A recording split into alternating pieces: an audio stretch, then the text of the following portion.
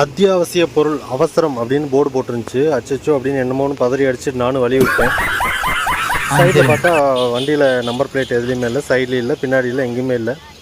என்னமோ பெட்டியாக ஏற்றிட்டு போகிறாங்க. இது என்ன அப்படின்னு தெரிஞ்சால் கொஞ்சம் தெரிஞ்சவங்க சொல்லுங்கள். இது அவசரமாக எங்கே போகுது என்னென்னு. உங்களுக்கெல்லாம் ஒரே குழப்பமாக இருக்குல்ல? ஆமாம்.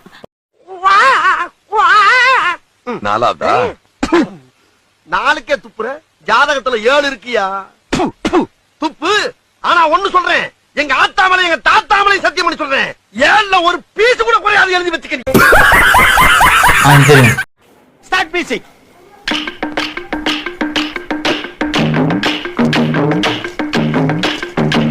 மேடம், இந்த மை எவ்வளோ நாளைக்கு அழியாதுங்க?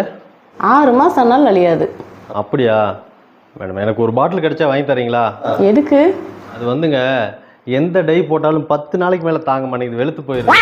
அதான் இதில் ஒரு பாட்டில் கிடைச்சதுன்னா ஒரு 6 மாதத்துக்கு ஓட்டிடலாம்ல, அதுக்கு தான் கேட்டேன். யோ போய் நல்ல ஆளா பார்த்து ஓட்ட போடியா போயா. போடுறோம் அதுக்கு தானே வந்திருக்கோம்.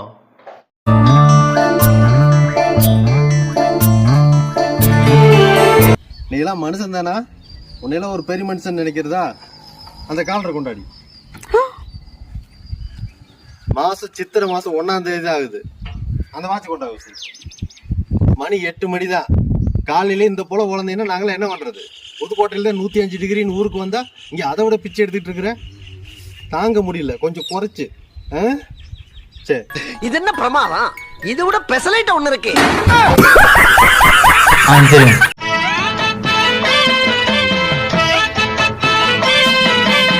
சார் என்ன சார் 2-3 நாள் வேலைக்கு போலையா? கடை திறக்கலையா?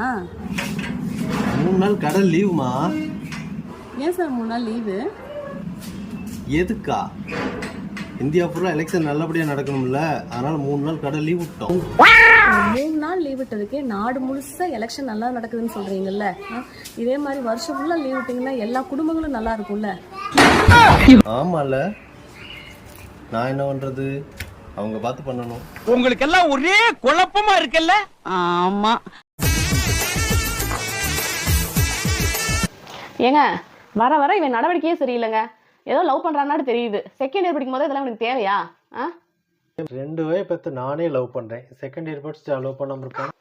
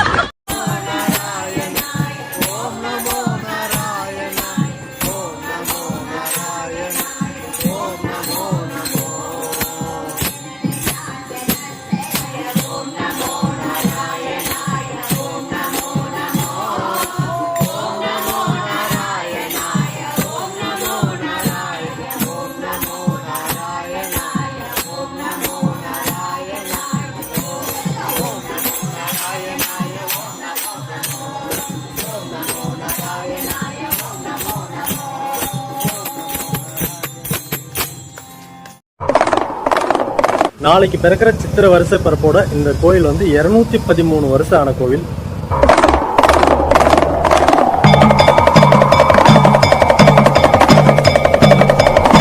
இது வந்து புதுக்கோட்டையோட எல்லை தெய்வம். அனைவருக்கும் தமிழ் புத்தாண்டு நல்வாழ்த்துக்கள். இந்த கோவில் எங்க இருக்கு அப்படின்னு பாத்தீங்கன்னா, புதுக்கோட்டையிலிருந்து மதுரை போற வழியில மாலையீடு தாண்டி நூற்றாண்டு விலை ஆற்று பக்கத்துல.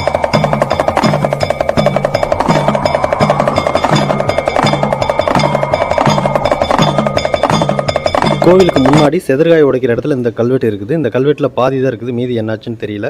இந்த கோவிலுக்கு மேல் கூரை கிடையாது. முன்னாடி மண்டபமெல்லாம் பெருசாக கட்டியிருக்காங்க, மேலே வந்து கூரை கிடையாது, கம்பி தான் போட்டிருக்காங்க, கம்பி வலை மாதிரி போட்டிருக்காங்க. இந்த கோயிலை பற்றி யாராவது தகவல் தெரிஞ்சதுன்னா சொல்லுங்கள். இது வந்து 213 வருஷமான கோயில் அப்படின்னு இவர் தான் அந்த கோயிலோட பூஜாரி. இன்று பிறந்திருக்கும் குரோதி வருடத்தில் 1811 தான் இந்த கல்வெட்டு வச்சிருக்கிறதா சொல்கிறாங்க. இதை பற்றின தகவல் தெரிஞ்சாலும் சொல்லுங்கள். நன்றி.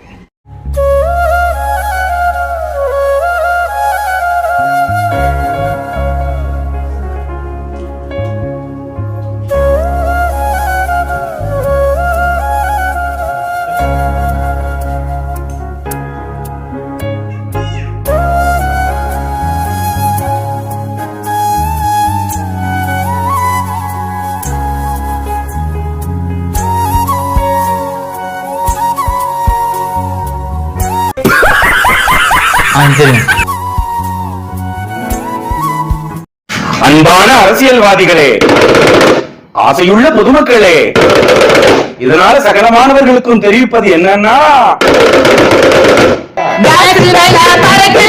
மறைக்க முடியும் மறைக்க மாட்டோம், கொடுக்க முடியும் கொடுக்க மாட்டோம், நிறுத்த முடியும் நிறுத்த மாட்டோம், நிறுத்த முடியும் நிறுத்த மாட்டோம்,